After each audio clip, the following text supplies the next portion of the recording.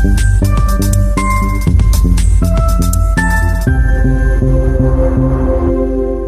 morning everyone. Welcome to Shri Balaji Institute of Nursing. I am Kusum, your fundamental of nursing faculty.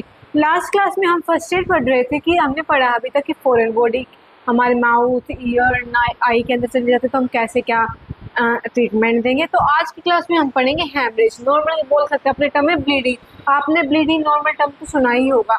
तो सबसे पहले हम पढ़ेंगे इसकी डेफिनेशन की डेफिनेशन क्या होती है।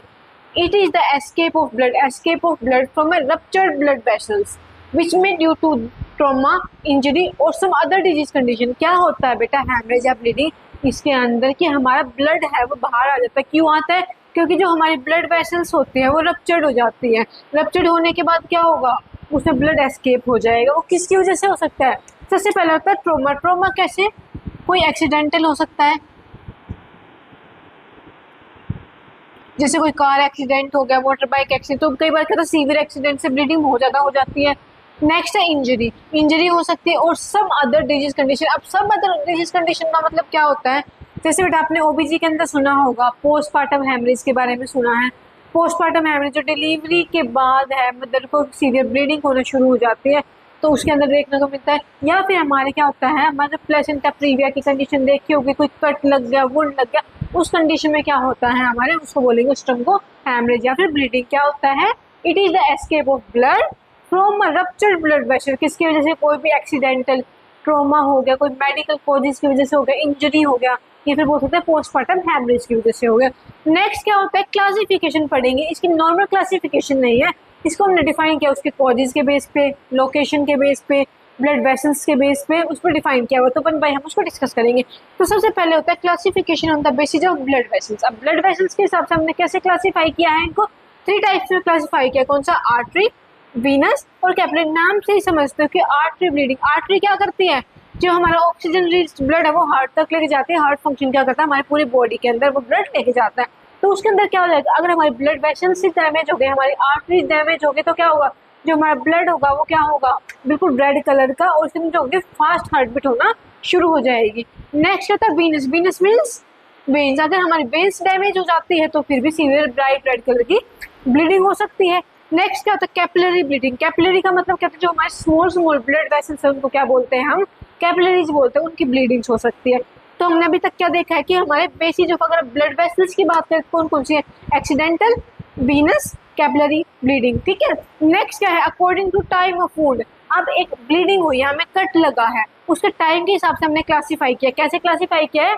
सबसे पहले प्राइमरी, इंटरमीडिएट और सेकेंडरी। प्राइमरी फर्स्ट टाइम, उससे ज़्यादा हील होने में टाइम नहीं लगा, उसको कट लगा, ब्लीडिंग हो गई। इंटरमीडिएट मीन्स मीडियम, और सेकेंडरी मीन्स कई बार क्या होता है, एक कोई हमें कट लग गया, एक्सीडेंटल हो गया, उसी जगह पे हमारी दोबारा से इंजरी हो जाती है तो सीवियर ब्लीडिंग हो जाती है, पेशेंट शॉक में भी चला जाता है, तो वो होती है हमारी सेकेंडरी। तो कौन कौन सी अभी तक? प्राइमरी, इंटरमीडिएट और सेकेंडरी। अब नेक्स्ट क्या है हमारा, अकॉर्डिंग टू लोकेशन। अभी तक तुमने ब्लड वेसल्स के हिसाब से पढ़ लिया और हमें फोन किया। अब क्या है? लोकेशन। अब लोकेशन की एक होता है एक्सटर्नल और एक होता है इंटरनल। एक्सटर्नल का मतलब क्या होता है? आउटसाइड, और इंटरनल मतलब इनसाइड। मीन्स जो भी हमारी ब्लीडिंग है किसी बाहर कोई फैक्टर्स की वजह से होगी, जैसे एक्सीडेंटल हो सकता है, कोई कट लग गया, किसी पर्टिकुलर वुंड की वजह से हो सकता है, या फिर कोई इंजरी हो गई, कोई ट्रॉमा हो गया, उस वजह से भी हो सकता है। सेकंड क्या? इंटरनल। इंटरनल मीन्स हमारी बॉडी के अंदर। अब बॉडी के अंदर कैसे हो सकता है? इसका एग्जांपल लेके चलो, जैसे पोस्टमार्टम हैमरेज हो गया, एनोरिज्म हो गया, ये इस टाइप के हमारे लोकेशन पे डिपेंड करते हैं। लास्ट का है हमारा बाइकोज। अब बाइकोज का मतलब क्या होता है, किस वजह से हो सकती है? तो सबसे पहले होता है पोस्टमार्टम हैमरेज। अब बात करते हैं कि पोस्ट, मैंने एक टर्म बताई थी, अगर प्री आ जाए तो हम क्या बोलेंगे? पहले। पोस्ट आ जाए तो क्या बोलोगे? बाद में। तो पोस्ट, बाद में। पोस्टमार्टम हैमरेज की डिलीवरी के बाद हमें ब्लीडिंग होती है। पहले जो रिसर्च हुई थी उसके अंदर क्या था कि 500 ml से ज़्यादा ब्लीडिंग हो रही है तो उसको क्या बोलेंगे? Postmortem haemorrhage. लेकिन अब नई गाइडेंस आई, उसमें क्या बोला, अगर ब्लीडिंग 300 ml से ज़्यादा हो रही है तो क्या बोलेंगे हम? पोस्टमार्टम। ये किसकी वजह से हो सकता है? आप ओबीजी में पढ़ोगे पोस्टमार्टम हैमरेज, जिसके अंदर क्या होगा, यूट्रस अटोनिक हो रखा है, उसकी वजह से हो सकता है। ठीक है। नेक्स्ट क्या होता है? Due to premature separation of placenta. आप नेक्स्ट में पढ़ोगे condition placenta praevia, abusive placenta, ये सब पढ़ोगे। इनके अंदर क्या होता है कि हमारा टाइम से पहले क्या होता है? प्रीमेच्योर। आपने सुना होगा प्रीमेच्योर बेबी, उसी हिसाब से अगर पहले प्लेसेंटा अच्छे से डेवलप नहीं हो पाया है, उससे पहले क्या हो गया, वो अपनी पोजीशन से सेपरेट हो गया। इसके अंदर आप प्लेसेंटा प्रीविया का एग्जांपल ले सकते हो। नेक्स्ट है ट्रोमेटिक। अब ट्रोमेटिक का मतलब मैंने बताया कोई एक्सीडेंटल हो गया, कोई वैसे इंजरी होगी। नेक्स्ट है मेडिकल। अब मेडिकल रीजन का मतलब क्या हो गया, मेडिकल के हिसाब से कई बार आपने देखा होगा कोई ट्रीटमेंट हम दे रहे, कोई सर्जरी परफॉर्म कर रहे हैं, ऐसा क्लोटिंग फैक्टर्स हो गया, जैसे कि क्लोटिंग फैक्टर कौन सा, हीमोफीलिया लेके चलो, उसके वजह से भी कोई डिफॉर्मिटी डिसऑर्डर हो सकता है, या फिर डिलीवरी के टाइम पे या फिर कोई भी सर्जरी परफॉर्म के टाइम पे सीवियर ब्लीडिंग हो गई, कोई अदर कॉम्प्लिकेशंस हो गई, तो उसके वजह से हो सकता है। तो अभी तक हमने क्या पढ़ा है कि हेमरेज डेफिनेशन क्या होगी कि हमारा ब्लड है वो हमारा एस्केप हो जाता है, किसकी वजह से होता है, हमारा ब्लड वेसल्स रप्चर्ड हो जाते हैं। नेक्स्ट हमने पढ़ा क्लासिफिकेशन, किसके बेसिस पे पढ़ी हमने, ब्लड वेसल्स के बेसिस पे पढ़ी, वुंड के बेसिस पे पढ़ी, लोकेशन के बेसिस पे पढ़ी, और हमने लास्ट क्या कॉजेस के बेसिस पे पढ़ी है अभी तक। अब इसके कॉजेज क्या क्या हो सकते हैं हेमरेज या फिर ब्लीडिंग के, या किस वजह से ब्लीडिंग हो रही है। तो सबसे पहले बेटा अल्कोहल यूज डिसऑर्डर्स में आपने देखा होगा बहुत सारे जो पर्सन होते हैं वो अल्कोहल कंज्यूम करते हैं, उसकी वजह से भी कुछ डिसऑर्डर्स होते हैं, वो हो सकते हैं। सेकंड में कैंसर, पर्टिकुलर किसी एरिया का कैंसर होगा, जैसे स्टमक होगा, थ्रोट हो गया, फिर लंग कैंसर होगा, तो पर्टिकुलर ब्लीडिंग स्टार्ट हो जाती है। नेक्स्ट क्या है हमारा ब्लड क्लोटिंग डिसऑर्डर। अब ब्लड क्लोटिंग डिसऑर्डर क्या होता है, क्लोट फॉर्मेशन होते हैं, कौन सा हो सकता है, एंटी फॉस्फोलिपिड सिंड्रोम, ठीक है। नेक्स्ट है हमारा ब्लड डिसऑर्डर। अब ब्लड डिसऑर्डर कौन सा हो सकता है हमारा, आपने पढ़ा होगा हीमोफीलिया। Next certain medication. अब सर्टेन मेडिकेशन आप ये थोड़ी ना बोल सकते कि सारी ही मेडिकेशन, जैसे आपने देखोगे वारफरीन, एस्पिरिन, उन वजह से भी क्या होता है, ब्लीडिंग हो सकती है। नेक्स्ट है कॉम्प्लिकेशन फ्रॉम मेडिकल प्रोसीजर। अब कॉम्प्लिकेशन फ्रॉम मेडिकल प्रोसेस का मतलब क्या, हम सर्जरी भी बोल सकते हैं। इसका मतलब ये है कि कोई भी हम मेडिकल प्रोसीजर परफॉर्म कर रहे हैं, मान लो हम किसी का कोई सर्जरी परफॉर्म करें, उस टाइम सीवियर ब्लीडिंग हो गई, किस चीज़ की कॉम्प्लिकेशन होगी, हम बोलते हैं ना कोई पेशेंट हाइपरटेंसिव है, उसका मतलब तक बीपी मैनेज नहीं हो पाता, हम ट्रीटमेंट नहीं करते। अगर किसी को पेशेंट हार्ट रेट फास्ट हो रखे तो हम ट्रीटमेंट नहीं करते। नेक्स्ट है internal organ damage. Internal organ damage मतलब एक ही पॉइंट रह गया, पहले एन्यूरिज्म जो हार्ट से रिलेटेड होता है। अब इंटरनल ऑर्गन डैमेज का मतलब क्या होता है कि हमारे अंदर का कोई ऑर्गन के अंदर कोई डैमेज हो रखा हो, ठीक है। नेक्स्ट है हमारा कोई किसी ट्रोमा मैंने पीछे ही पढ़ा था टाइप में, किस वजह से, एक्सीडेंटल इंजरी, कट। अब और भी क्या सकते हैं, जैसे गन शॉट देखा है आपने, नाइफ की वजह से भी हो सकता है, तो इनकी वजह से क्या देखने को मिलता है, आपको ट्रोमा देखने को मिलता है, मीन्स ब्लीडिंग हो जाएगी। तो हमारे कॉजेज क्या क्या है, alcohol use disorder, cancer, blood clotting disorder, blood disorders, certain medications भी हो सकती है हमारी, एनरिज्म भी हो सकता है। कॉम्प्लिकेशन कैसे, कॉम्प्लिकेशन कोई सर्जरी से भी हो सकती है, इंटरनल ऑर्गन डैमेज हो सकता है, और ट्रॉमा भी हो सकता है। अब नेक्स्ट हम क्या पढ़ेंगे, साइन एंड सिम्टम्स की, हमें ब्लीडिंग हो रही है तो आपको क्या क्या साइन एंड सिम्टम्स देखने को मिलेंगे। तो सबसे पहले है ब्लड लॉस। एक बात बताओ बेटा, नॉर्मल है ब्लीडिंग मीन्स खून निकलना, एस्केप आउट होना, तो ब्लड लॉस तो होगा ही। सेकेंड है डिजीनेस। डिजीनेस का मतलब क्या होता है, उठा नहीं जाएगा, मीन्स अब एक बात, ब्लड लॉस ज्यादा होगा तो क्या कम हो जाएगा, बीपी पेशेंट किस में चला जाएगा, शोक या हाइपरटेंशन में चला जाएगा। यहाँ तक आया, क्लियर है। नेक्स्ट है फटीग, वीकनेस हो सकती है, नोजिया हो सकता है, वोमिटिंग हो सकती है, डिप्सनिया। डिप्सनिया क्या बताया था मैंने, डी से, मैंने तुम्हें मेडिकल टर्म जब मैं करवा रही थी मैंने तुम्हें कुछ शॉर्टकट बताया था, तो डी से मतलब कि डिफिकल्टी इन ब्रीथिंग, या फिर अगर कोई कंडीशन और ज़्यादा सीवियर है तो आप क्या बोल सकते हो, इंक्रीज ब्रीथिंग पैटर्न। आप इंक्रीज ब्रीथिंग पैटर्न को क्या बोलते हैं, tachypnoea.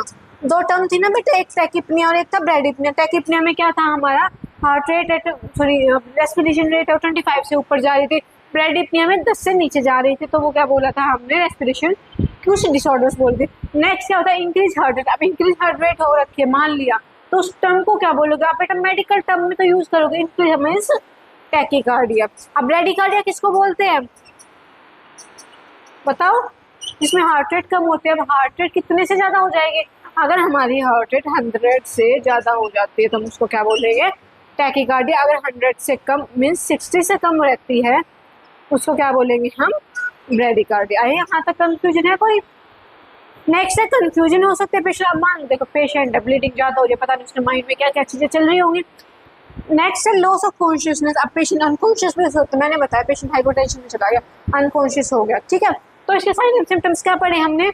Blood loss, dizziness, fatigue, weakness, nausea, vomiting, dyspnoea, increase heart rate, confusion और लॉस ऑफ कॉन्शियसनेस। देखो अब इसके डायग्नोसिस क्या होंगे कि अगर हमें हेमरेज हो जाता है, ब्लीडिंग हो जाता है, उसके अंदर क्या क्या करेंगे? पेशेंट है, हम उसका फिजिकल एग्जामिनेशन करेंगे,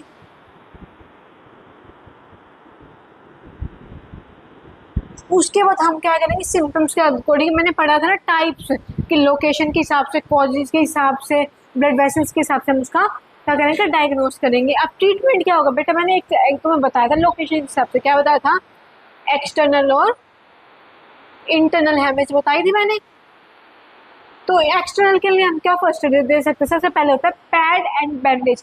पैड एंड बैंडेज का मतलब क्या होता है? जहाँ भी हमें ब्लीडिंग हो रही है, हमें कट लगा, वुंड लगा, उसको क्लीन करके हम क्या अप्लाई करेंगे? अपना प्रेशर के साथ हम बैंडेज लगाएंगे ताकि हमारा जो प्रेशर बना रहे हैं हमें ब्लीडिंग ना हो। सेकंड क्या है? इनडिजिटल प्रेशर, या फिर बोल सकते हैं हम इनडायरेक्ट प्रेशर। क्या बोल सकते हैं? इनडायरेक्ट प्रेशर, कि हम प्रेशर अप्लाई करेंगे इनडायरेक्टली ताकि ब्लीडिंग है वो स्टॉप हो जाए, मीन्स आर्टरी जब से जो ब्लड सप्लाई हो रहा है वो स्टॉप हो जाए।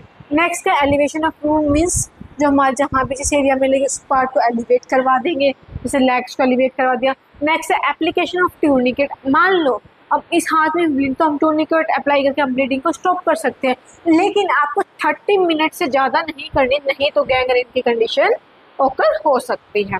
नेक्स्ट है सर्जिकल लाइगेशन कर सकते हैं और हम पैक्स यूज कर सकते हैं। तो ये था हमारे एक्सटर्नल ब्लीडिंग के अंदर, कि अब एक्सटर्नल ब्लीडिंग के अंदर हम पैड और बैंडेज यूज कर सकते हैं, डिजिटल प्रेशर लगा सकते हैं, एलिवेशन ऑफ लिम्ब कर सकते हैं, एप्लीकेशन ऑफ टूर्निकेट कर सकते हैं, सर्जिकल लाइगेशन कर सकते हैं और पैक कर सकते हैं। अब हम पढ़ रहे हैं इंटरनल। इंटरनल हेमरेज क्या होगी? इंटरनल के अंदर क्या होता है बेटा? इंटरनल में हमारी बॉडी के अंदर।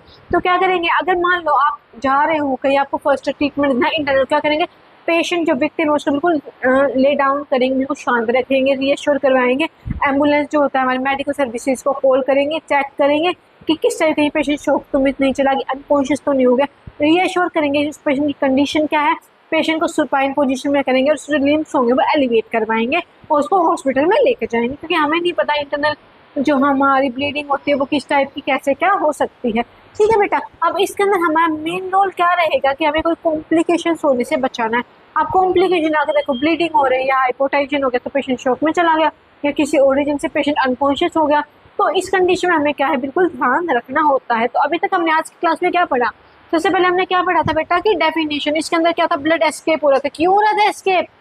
बताओ कि हमारी जो ब्लड वेसल्स है वो रप्चर्ड हो रही थी। सेकंड हमने क्या पढ़ा? क्लासिफिकेशन पढ़ी। क्लासिफिकेशन किसके बेसिस पे पढ़ी हमने? ब्लड वेसल्स के बेस पे। Very good. सेकंड किसके बेसिस पे पढ़ी हमने? लोकेशन के हिसाब से पढ़ी है, उसके कॉजेज के हिसाब से पढ़ी है और टाइम के हिसाब से पढ़ी है बेटा। अब थर्ड हमने क्या पढ़ा? उसके कॉजेज हमने पढ़े, कोई ट्रोमा हो गया, कोई पहले से ब्लीडिंग डिसऑर्डर्स हो गए, ब्लड क्लॉटिंग डिसऑर्डर हो गए, उनके से साइन एंड सिम्टम्स पढ़ा। डिप्सनिया हो सकता है पेशेंट को, डिजीनेस रहेगी, फटीग रहेगा, ब्लड लॉस रहेगा। उसके बाद हमने क्या पढ़ा? डायग्नोसिस के हिसाब से कि हम मेनली फिजिकल एग्जामिनेशन नहीं करते। लास्ट हमने क्या पढ़ा? ट्रीटमेंट। ट्रीटमेंट में किस चीज़ का पढ़ा हमें कि हम अगर एक्सटर्नल ब्लीडिंग है, अंदर की ब्लीडिंग है, मतलब बाहर की ब्लीडिंग है तो क्या देंगे और अंदर की ब्लीडिंग है उसके अंदर क्या ट्रीटमेंट देंगे। ठीक है बेटा, आज की क्लास में इतना ही। Thank you.